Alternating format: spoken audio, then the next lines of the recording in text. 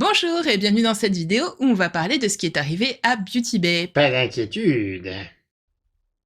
Josette enquête. Pour ceux qui ne le savent pas, Beauty Bay est un site marchand basé à Manchester en Angleterre qui vend plus de 200 marques de cosmétiques. C'est un site très populaire auprès de la Gen Z et dans le YouTube beauté français en général à cause des produits de leur marque by Beauty Bay, notamment des palettes ultra colorées et abordables dont les petits créateurs adorent parler parce qu'elles sont pas cher. Pourquoi en parle-t-on aujourd'hui? Eh bien c'est parce que depuis février 2026, lorsqu'on va sur leur site, on tombe sur le message Beauty Bay is offline right now, we'll be back shortly. J'ai vu pas mal de gens se demander ce qui se passe. Eh bien j'ai des mauvaises nouvelles pour ces gens car il se trouve que l'entreprise a rempli un avis d'intention de nommer des administrateurs. Ce qui est l'équivalent au Royaume-Uni du redressement judiciaire, donc ils sont pas encore morts mais ça sent pas très bon pour eux. Alors, au vu de leur popularité, on peut se demander ce qui s'est passé. Je veux dire en 2021-2022 on les voyait absolument partout, donc c'est quand même assez radical comme chute. Pas d'inquiétude.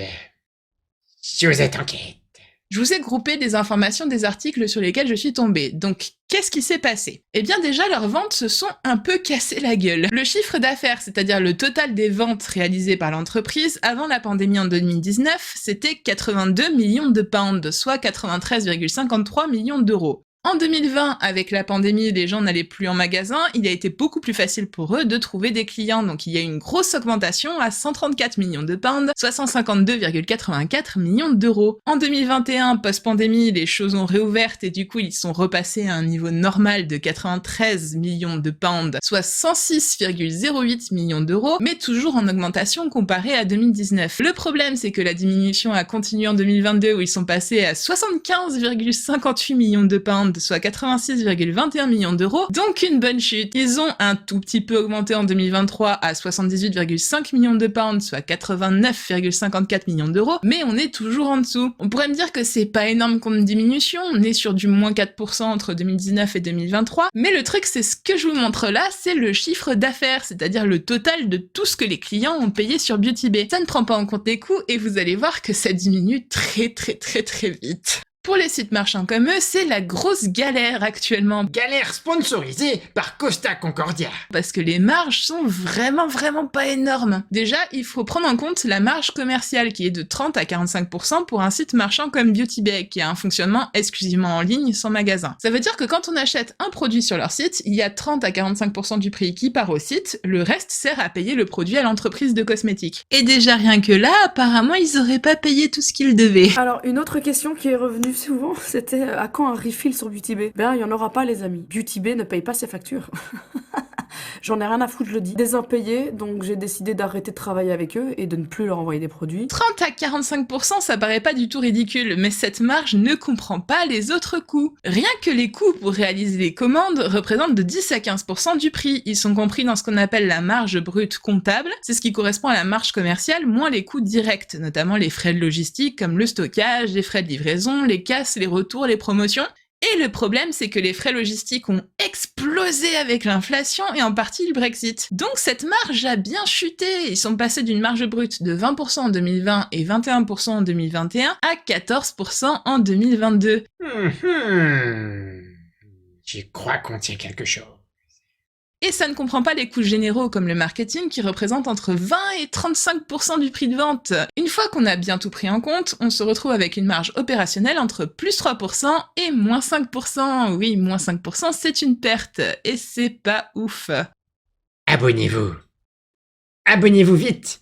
Si on arrive à 1000 abonnés, on aura 1 centime de YouTube Money. Waouh! Ça sera toujours plus que Beauty Bay. Mais pourquoi dépenser autant en marketing? C'est parce qu'un site web ne peut pas attirer naturellement les gens, contrairement aux revendeurs qui ont des magasins. Ils doivent se démarquer de leurs concurrents avec de la pub. Et Beauty Bay a beaucoup de mal à se démarquer des autres sites marchands similaires, comme Cool Beauty ou Look Fantastic qui font partie du groupe Hut, et Feel Unique qui a été racheté en 2021, devinez par qui? Oh, il est partout, Josette. Comment va-t-on faire? Il nous faut trouver une solution. À chaque vampire, son répulsif. De l'ail, un crucifix, je sais! Allons là-bas, Bob! Il nous retrouvera jamais! Viens, suis-moi!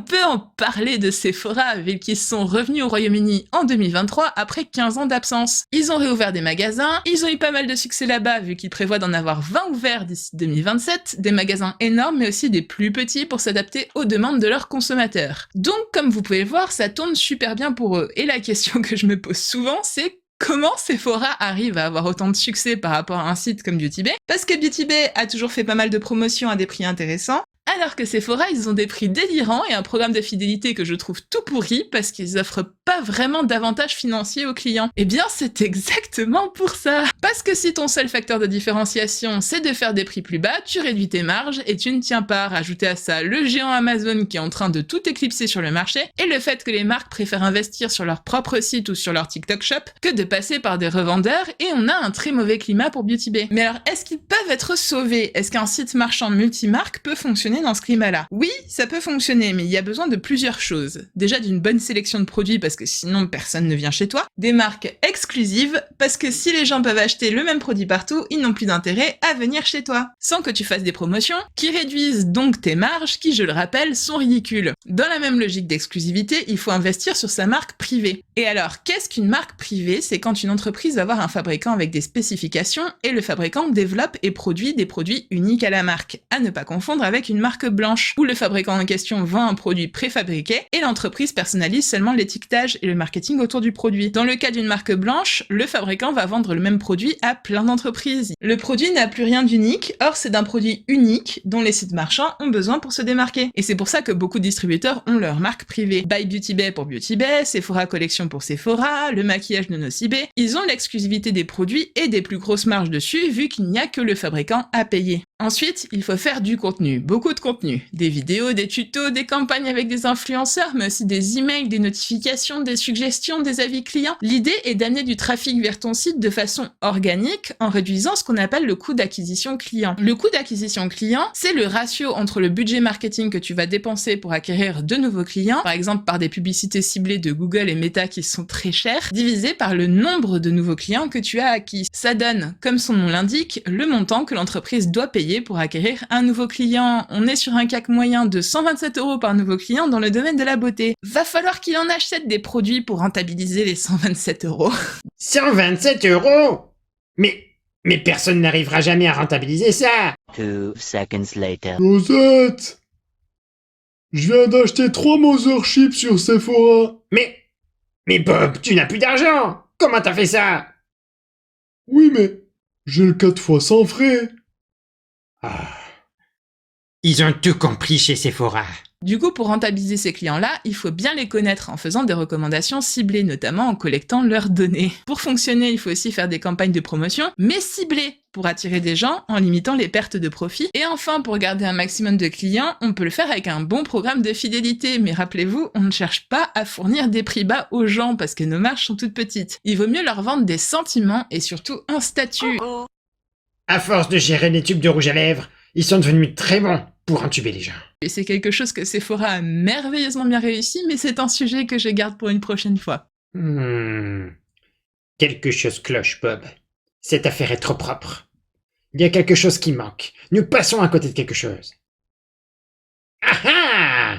Un procès. La vidéo ne serait pas complète sans ce dernier point. Beauty Bay est attaqué en justice par un ancien employé. Il était chef de la santé et de la sécurité et a malheureusement fait une chute du 2e étage lors d'une inspection d'un des entrepôts de Beauty Bay qu'ils étaient en train de vider. Il a passé 9 mois à l'hôpital et a des séquelles à vie. Il serait tombé après être monté sur une étagère pour inspecter des étagères plus élevées afin de vérifier qu'elles avaient bien été vidées. Il affirme que les barrières de sécurité n'étaient pas assez hautes et l'entreprise affirme que les barrières étaient assez hautes pour une chute au niveau du sol et qu'elle n'avait pas à prévoir ce cas-là. L'ancien employé affirme que c'est tout de même la faute de l'entreprise parce que le travail d'inspection qu'il faisait avait été mal organisé, mal encadré et qu'il n'avait pas le matériel adapté pour inspecter les étagères surélevées. Des experts ont été appelés pour trancher, on ne connaît pas encore l'issue du procès. Voilà, j'espère avoir répondu à toutes vos questions, toutes les questions que vous aviez et celles que vous n'aviez pas. N'hésitez pas à me dire en commentaire ce que vous avez pensé de la vidéo et quel sujet vous voudriez nous voir disséquer.